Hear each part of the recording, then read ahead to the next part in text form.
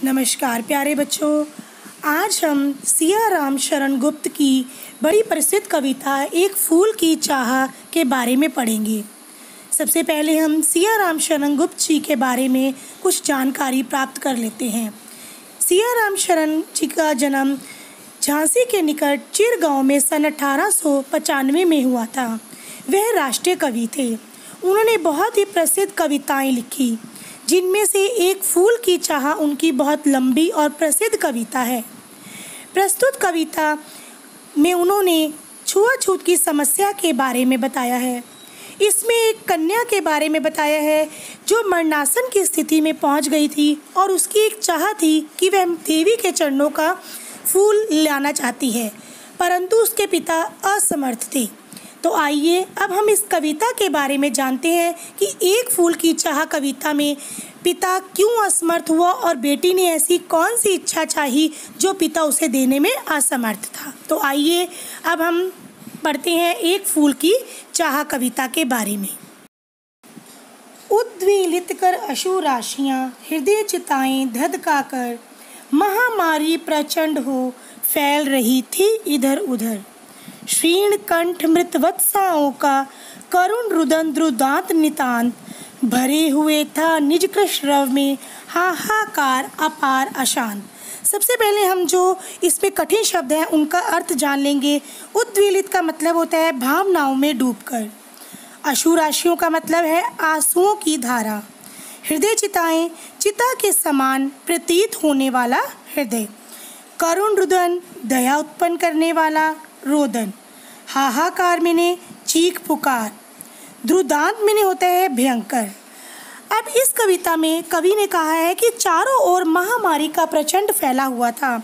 सभी लोग परेशान हो रहे थे कि महामारी के कारण उनके घर में किसी न किसी की मृत्यु हो रही थी और महामारी का रूप इतना प्रचंड हो चुका था कि वह छुआछूत की तरह फैल रहा था कि जिसको भी वह लग रही थी वह उसे मृत्यु की कृष्ण छाया पर पहुंचा रही थी। मृत्यु तक पहुंचने के कारण सभी लोग इससे बड़े डरे हुए थे और माताएं जो थी अपने बच्चों को बाहर नहीं निकलने देती थी, खेलने भी नहीं जाने देती थी। हर समय उन लोगों के मन में एक डर बैठा हुआ था कि कहीं हम लोग इस महामारी की चपेट में ना आ जाएं। नेक्स्ट है, बहुत रोकता था सुखिया को ना जा खेलने को बाहर, नहीं खेलना रुकता उसका, नहीं ठहरती वह पल भर। मेरा हृदय कांप उठता था बाहर गई निहार उसे, यही मनाता था कि बचा लूं किसी भांति इस बार उसे। इस कविता में सुखिया के पिता के मन में यही भय रहता था कि यह महामारी मेरी बेटी को अपनी चपेट में ना ले ले। वह हर समय अपनी बेटी सुखिया को मना करता था कि बेटी तुम बाहर खेलने मत जाया करो, क्योंकि बाहर महामारी का बहुत प्रचंड प्रकोप फैला हुआ है। परंतु बालपन था, उसमें बचपन था, उसका बालपन उसे बाहर जाने से रोकता नहीं था।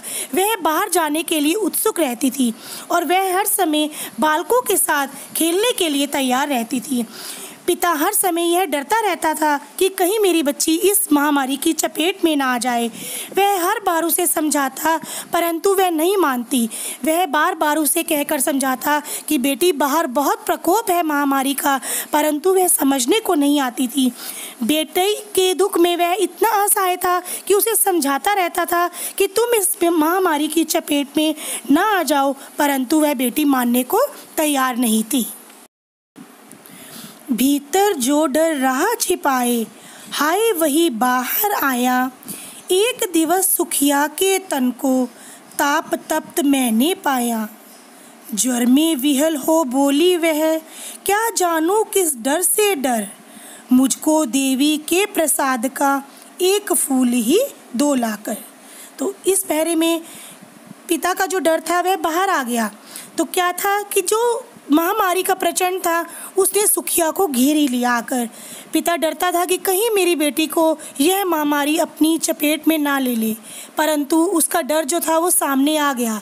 एक दिन जब वह काम से वापस आया तो अपनी बेटी को उसने बुखार से बहुत तप्त पाया।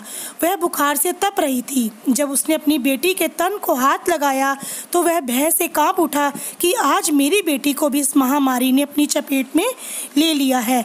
वह बहुत ही लाचार सी होकर बिस्तर पर लेटी हुई थी। जो बेटी उसके आने पर उछलती कूदती थी, अपने पिता को देखकर बहुत मुस्कुराती थी। दूर से ही जब उसके पैरों की आहट आती थी तो वह समझ जाती थी कि मेरे पिता आ गए।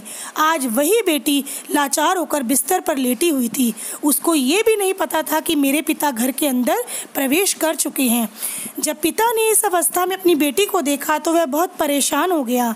वह अपनी बेटी के सिर पर हाथ रखता है और कहता है कि बेटी, ये आज क्या हो गया तुझे? तो बेटी अपनी एक इच्छा प्रकट करती है। वह कहती है कि पिताजी, मेरी एक इच्छा है कि एक पहाड़ी है जो हमारे घर के नज़दीक, पहाड़ी पर देवी माँ का मंदिर बना हुआ है। आप वहाँ से मुझे एक फूल ला कर दे दो जो देवी के चरणों में पड़ा हो। वह फूल को पाने की मेरी इच्छा है। परंतु जो पिता था वह उसकी बात सुनकर घबरा जाता है, क्योंकि जो उस पहाड़ी पर देवी का मंदिर बना हुआ था वह इन लोगों के जाने के लिए मनाही थी। वहाँ पर ये अछूत लोग थे, इनके जाने के लिए वहाँ पर कोई भी किसी भी तरह की सुविधा नहीं दी गई थी। और जो पिता था वह अपनी बेटी की इस पुकार को सुनकर बहुत ही लाचार होकर उसके सिरहाने बैठ जाता है।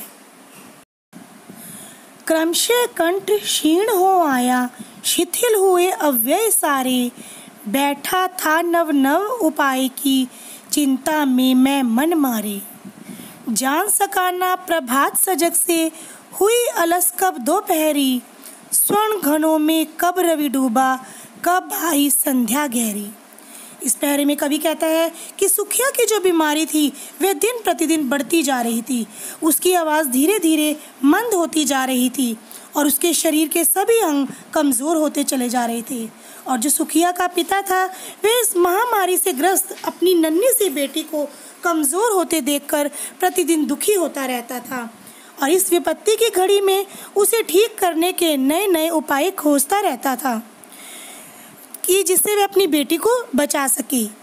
वह इस चिंता में इतना खोया रहता था कि उसे पता ही नहीं चलता था कि कब सुबह हुई, कब दोपहर हो गई और कब सूरज की किरणें सुनहले बादलों के बीच में डूब गई। सारा दिन वह इसी घोर अंधकार में छाया रहता था।